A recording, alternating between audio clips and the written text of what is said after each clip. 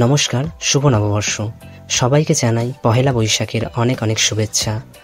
নতুন বছর, নতুন শুরু, আর সেই শুরুতেই চলো নতুন কিছু গ্রামার শিখি in a fun and easiest ওয়েতে।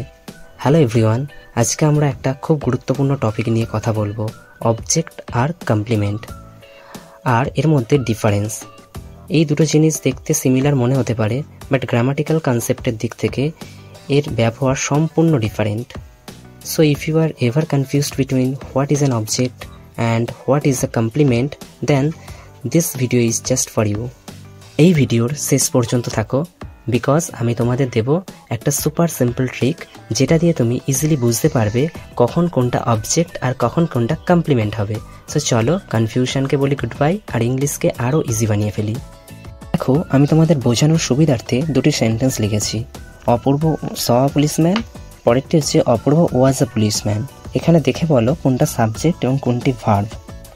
সাবজেক্ট কি সেটা আমরা আগেই জেনেছি, somebody or something that we talk about in a sentence, অর্থাৎ সেন্টেন্সের মধ্যে যার সম্পর্কে বা যে বস্তু বা থিংসের সম্পর্কে আমরা কোনো কিছু বলি সেটি হলো সাবজেক্ট। এই সেন্টেন্সটির ক্ষেত্রে অপূর্ব সম্পর্কে বলা হচ্ছে, তাই অপূর্ব হচ্ছে সাবজেক্ট, স এবং ওয়াজ হচ্ছে ভার্ব।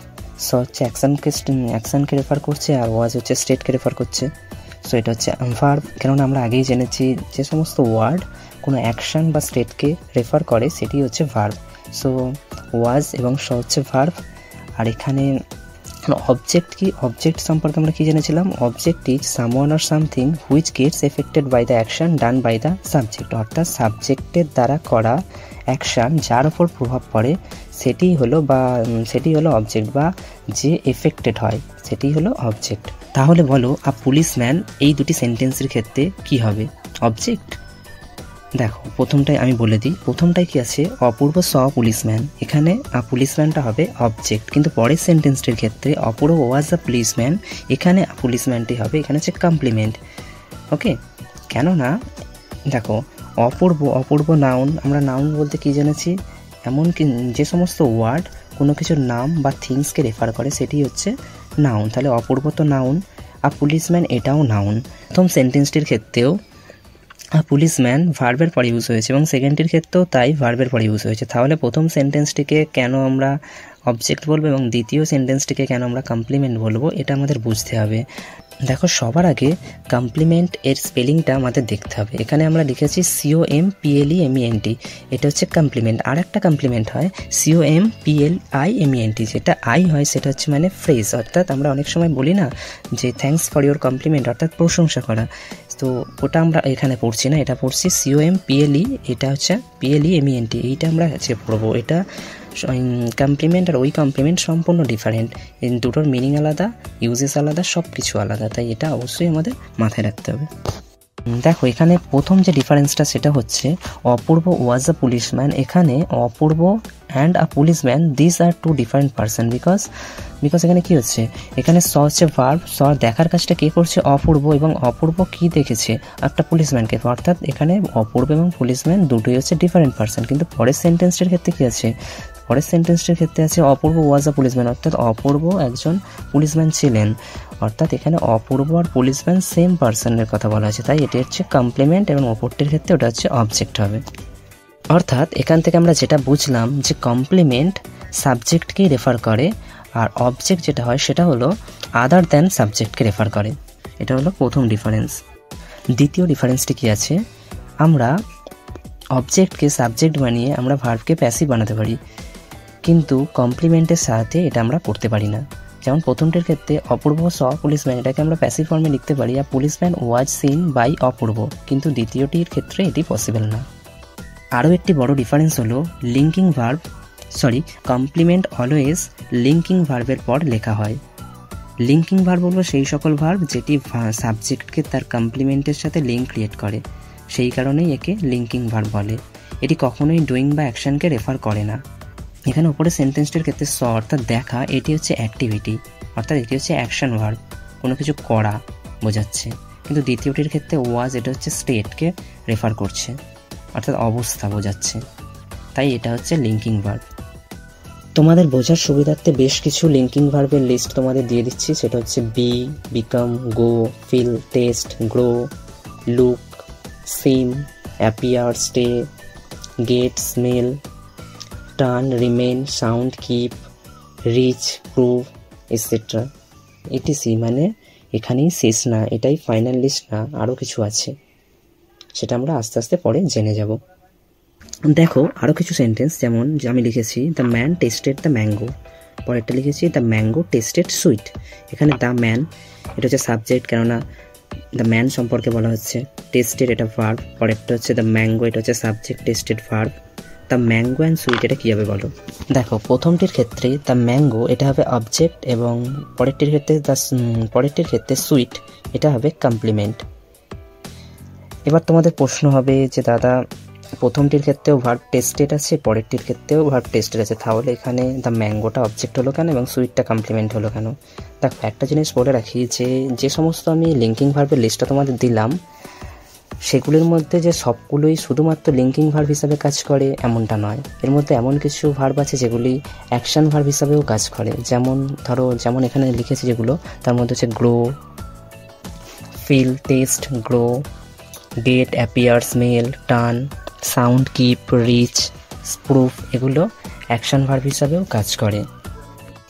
দেখো প্রথম সেন্টেন্সটির ক্ষেত্রে দ্য ম্যাঙ্গো এটা অবজেক্ট, এই কারণেই যে টেস্টেড যে ভার্বটা আছে এটা হচ্ছে অ্যাকশন ভার্ব, আর পরেরটির ক্ষেত্রে সুইট কমপ্লিমেন্ট, এই কারণেই যে টেস্টেড ভার্বটি এখানে লিঙ্কিং ভার্ব হিসাবে ব্যবহৃত হয়েছে। তোমাদের হয়তো এখন প্রশ্ন হবে যে দাদা আমরা এটা বুঝবো কিভাবে যে টেস্টেড কখন অ্যাকশন ভার্ব আর কখন লিঙ্কিং ভার্ব? দেখো এটা বোঝার একটা সহজ উপায় হচ্ছে, টেস্টেড প্রথম সেন্টেন্সটির ক্ষেত্রে টেস্টেড এটা হচ্ছে অ্যাকশন অর্থাৎ ডুইংকে রেফার করছে, অর্থাৎ এখানে তার একটা ডুয়ার থাকতে হবে। যদি সাবজেক্ট যদি এখানে ডুয়ার হিসাবে কাজ করে তাহলে সেটা হবে অ্যাকশন ভার্ব, যদি ডুয়ার হিসাবে কাজ না করে তাহলে কিন্তু অ্যাকশন ভার্ব হবে না। কিন্তু দ্বিতীয়টির ক্ষেত্রে দেখো টেস্টেড যদি আমি ধরেই নিই যেটি ডুইংকে রেফার করছে, তাহলে ম্যাঙ্গোকে ডুয়ার হতে হবে, কিন্তু ম্যাঙ্গো কি টেস্ট করতে পারে? কখনোই পারে না। যে খেতে পারে সেই তো একমাত্র টেস্ট করতে পারে। তাই দ্য ম্যান এটা হচ্ছে টেস্ট ভার্বের ডুয়ার, তাই এখানে এটা হচ্ছে অ্যাকশন ভার্ব এবং দ্য ম্যাঙ্গো এটা হচ্ছে অবজেক্ট। কিন্তু এই ক্ষেত্রে এটা কি হয়েছে, এখানে এটা হচ্ছে লিঙ্কিং ভার্ব হিসাবে কাজ করবে, কেননা দ্য ম্যাঙ্গো হচ্ছে ডুয়ার নয়। আর দ্বিতীয়ত আমরা আরও একটি বিষয় বলেছিলাম যে অবজেক্ট আদার দ্যান সাবজেক্ট হয়, তাই প্রথমটির ক্ষেত্রে কিন্তু ম্যাঙ্গো আর ম্যান দুটোই ডিফারেন্ট জিনিস, একটি হচ্ছে পার্সনকে রেফার করছে আর একটি হচ্ছে থিংকে রেফার করছে। দ্বিতীয়টির ক্ষেত্রে যেটা হয়েছে দুটোই একই, যেটাই সুইট সেটাই ম্যাঙ্গো, তাই এটা হচ্ছে কমপ্লিমেন্ট।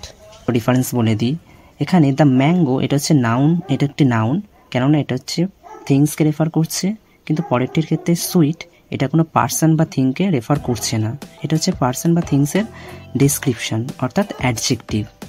আমরা জানি যখন আমাদের কোনো সাবজেক্ট বা অবজেক্টের প্রয়োজন হয় তখন সেটি শুধুমাত্র নাউন বা প্রোনাউন হিসেবেই ব্যবহৃত হতে পারে, কিন্তু যখন আমাদের কমপ্লিমেন্টের প্রয়োজন হয় তখন সেটা নাউন, প্রোনাউন অথবা অ্যাডজেক্টিভও ইউজ হতে পারে। অর্থাৎ যেটা বুঝলাম সেটা হলো, যদি কোনো ভার্বের পর অ্যাডজেক্টিভ লেখা থাকে তাহলে ওই অ্যাডজেক্টিভটি হবে কমপ্লিমেন্ট এবং ভার্বটি হবে লিঙ্কিং ভার্ব। আর যদি কোনো ভার্বের পর নাউন লেখা থাকে সেটা কমপ্লিমেন্ট না অবজেক্ট, এটা বুঝতে হলে ভার্বের ওপর খেয়াল রাখতে হবে, ভার্বটা অ্যাকশন ভার্ব কিনা না linking verb, object other than subject কিনা না সেম থিং, তাহলে সেগুলো আমায় মাথায় রাখতে হবে। আরও কয়েকটি সেন্টেন্স দেখো, আমি লিখেছি দ্য রোজ স্মেলড গুড, পরেরটা হচ্ছে the dog smelled the rose. দেখো প্রথম সেন্টেন্সের ক্ষেত্রে রোজের সম্পর্কে বলা হচ্ছে তাই এটি হচ্ছে সাবজেক্ট, পরেরটির ক্ষেত্রে দ্য ডগের সম্পর্কে বলা হচ্ছে তাই এটি হবে সাবজেক্ট, স্মেলড দুটোর ক্ষেত্রেই ভার্ব। এখানে এবার আমাকে বলো গুড অ্যান্ড দ্য রোজ এই দুটোর মধ্যে কোনটা অবজেক্ট এবং কোনটা কমপ্লিমেন্ট। দেখো সেকেন্ডটি দেখো দ্য রোজ এটা হচ্ছে নাউন, কেননা এটা হচ্ছে থিংসকে রেফার করছে, যেহেতু এটা নাউন তাই এটা কমপ্লিমেন্টও হতে পারে আবার অবজেক্টও হতে পারে। কি করে বুঝবো? বোঝার জন্য আমাদের ভার্বের দিকে দেখতে হবে, ভার্ব অ্যাকশন কি অ্যাকশন ভার্ব না লিঙ্কিং ভার্ব। এখানে স্মেল করা এটা হচ্ছে action verb, the dog smell the rose এটা হচ্ছে অ্যাকশন ভার্ব, কেননা দ্য রোজ এবং দ্য ডগ দুটি হচ্ছে থিংসকে রেফার করছে এবং দুটোই ডিফারেন্ট থিংস। এবং পরেরটির ক্ষেত্রে যে গুড কোনো পার্সন বা থিংসকে রেফার করছে না, এটা হচ্ছে পার্সন বা থিংসের কোয়ালিটিকে বোঝাচ্ছে, তাই এখানে হচ্ছে গুড হচ্ছে অ্যাডজেক্টিভ আর আমরা জানি অ্যাডজেক্টিভ যখনই থাকবে ভার্বের পর তখনই সেটা কমপ্লিমেন্ট হবে, তাই প্রথম সেন্টেন্সটির ক্ষেত্রে গুড হলো কমপ্লিমেন্ট। দেখো আরও একটা ডিফারেন্স বলে দিই, জানি না তোমরা কতগুলো মনে রাখতে পারবে।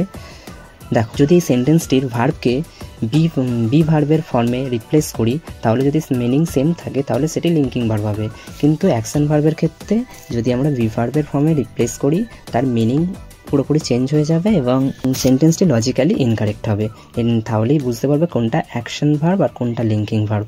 দেখো প্রথম সেন্টেন্সটি থেকে যদি আমি বি ভার্বের ফর্মে রিপ্লেস করি, যেমন এখানে যদি আমি লিখি দ্য রোজ ওয়াজ গুড, তার আগে আমরা একটু জেনে নিই বি ভার্বের ফর্ম কী কী। ফার্স্ট ফর্ম হয় ইজ এম আর বি নিজে, সেকেন্ড ফর্ম হয় ওয়াজ ওয়ার, থার্ড ফর্ম হয় বিন, আর আইএনজি ফর্ম কী হয় বিং। এবার যদি আমরা এই সেন্টেন্সটিকে বি ভার্বের ফর্মে রিপ্লেস করি তাহলে কী হবে দ্য রোজ স্মেলড গুড, এটাকে লিখতে পারি the rose was good, the rose was good. এখানে তো মিনিং খুব একটা বেশি কিছু চেঞ্জ হচ্ছে না, দেখো the rose was good same meaning, তাহলে এটা হচ্ছে লিঙ্কিং ভার্ব। পরেরটার ক্ষেত্রে কী হবে দ্য অ্যাকশন ভার্ব যেটা আছে স্মেলড, এটাকে যদি আমি বি ভার্বের ফর্মে রিপ্লেস করি তাহলে হবে the dog was the rose, the dog was the rose. দেখো এটা পুরোপুরি মিনিংটাই চেঞ্জ হয়ে যাচ্ছে এবং একটা ননসেন্স সাউন্ড ক্রিয়েট করছে, তাই এটা হচ্ছে ইনকারেক্ট। সুতরাং এটা হচ্ছে অ্যাকশন ভার্ব আর উপরেরটা হচ্ছে স্মেলড হচ্ছে লিঙ্কিং ভার্ব, তাই এইভাবেই আমরা আরও সহজে বুঝে যেতে পারবো। তাহলে যেটা দাঁড়ালো সেটা হলো ভার্বকে যদি আমরা বি ভার্বের ফর্মে রিপ্লেস করি, যদি মিনিং বা কনটেক্সট সেম থাকে তাহলে সেটি হবে লিঙ্কিং ভার্ব, আর যদি মিনিংটা সম্পূর্ণ ডিফারেন্ট কিছু হয়ে যায় তাহলে বা সেন্টেন্সটি ভুল হয়ে যায় তাহলে সেটি হবে অ্যাকশন ভার্ব। এইভাবেই সহজে আমরা চিনে নিতে পারবো। সো নেক্সট টাইম যদি কনফিউশন হয় অবজেক্ট না কমপ্লিমেন্ট, এই ছোট্ট ভিডিওটিতে বলা কথাগুলি মনে রেখো। গ্রামারকে নিজের মতো করে বুঝলে ইংলিশ কোনো রকেট সায়েন্স না, ইটস অ্যাকচুয়ালি ফান। যদি এই ভিডিওটি হেল্পফুল মনে হয়ে থাকে তাহলে লাইক, শেয়ার এবং সাবস্ক্রাইব করতে ভুলো না। তোমার বন্ধুদের সাথেও শেয়ার করো আর কমেন্ট করে জানাও নেক্সট টপিক তুমি কী দেখতে চাও। আমি চেষ্টা করব খুব সহজে সেটা বোঝানোর। চলো দেখা হচ্ছে নেক্সট ভিডিওতে। Thank you.